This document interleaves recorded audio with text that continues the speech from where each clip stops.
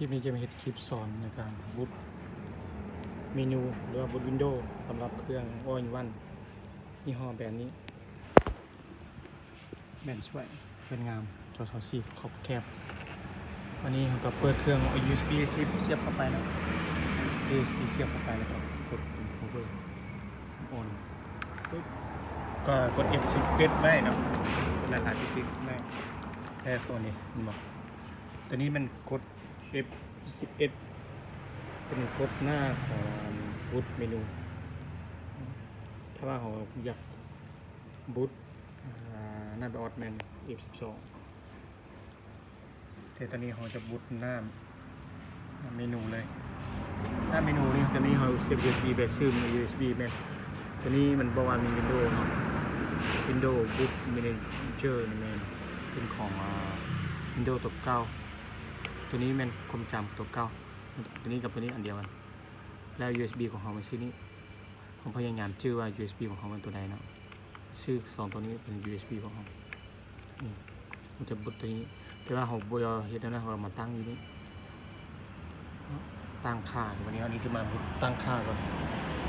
ถ้าว่าเราบอยตั้งค่ากับอินเตอร์ไปเลยกดนี้อินเตอร์ไปเลยแต่ว่าอันนี้ยังมาให้ผู้ใช้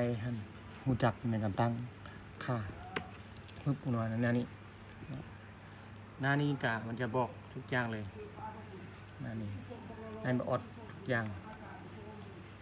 เวลาถ้าว่ามันเราอยากตั้งเวลาก็ตั้งอยู่นี่เลยแต่ว่านี้จะตั้งทีหลังมันก็ข้ามไปอันนี้เป็นหน้าตั้งค่าตั้งถ้าว่าของเราอยากตั้งค่ากับถ้าว่าตั้งค่าผ่านหมดแล้วกับผ่านตัวนี้ของเราต้องค่าเนาะตั้งค่าสิ่งที่เราต้องการอันนี้สิ่งที่เราต้องการที่สุดมันหน้านี้มันของนี้มันจะมาตั้งค่าอยู่ที่ตัวนี้2ตัวนี้ลองเลยนี่เนาะปึ๊บนี่ว่า USB ของเราตัวนี้เราต้องขึ้นเป็น USB เป็นช่องที่1ก่อนตัวนี้ต้องเป็นช่องที่1ทุกเทื่อถ้าว่าเราอยากบูตเราต้องเอา USB ของเราขึ้นมาตัวนี้ถ้าว่าบูตในทีของกับ Enter นี่แหละ Enter อายุว่าคีย์บอร์ดนี่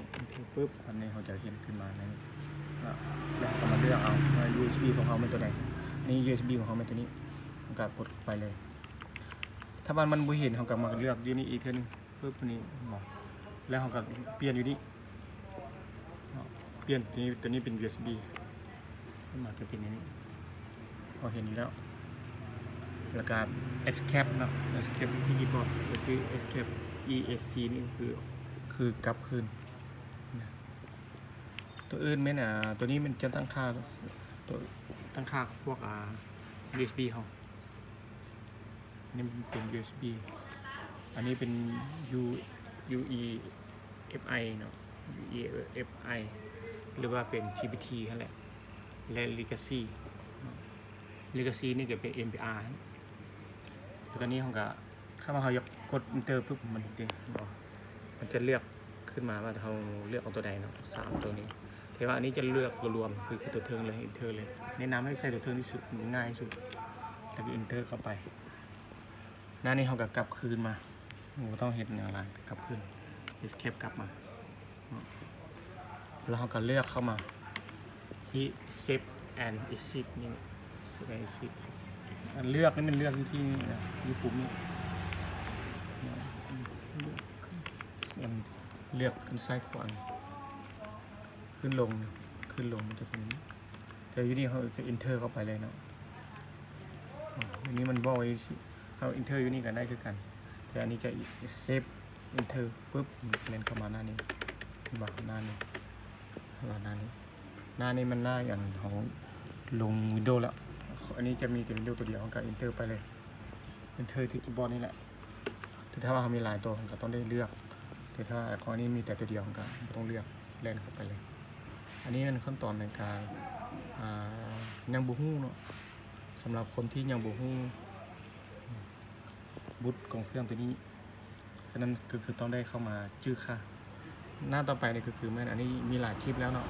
สามารถเข้าไปเบิ่งในคลิปต่างๆของการลง Windows แต่ละตัวได้เลยถ้าว่ามีบูฮู้แมนอยู่ในคลิปอยู่ในงานในวิดีโอของ Channel ของช่องมีหลาย เข้าไปเบิ่งได้นะนี่ก็รอค่าจนกว่าสำเร็จพุ่นแหละคือคลิปนี้มันจะมาลงแต่เท่านี้แหละ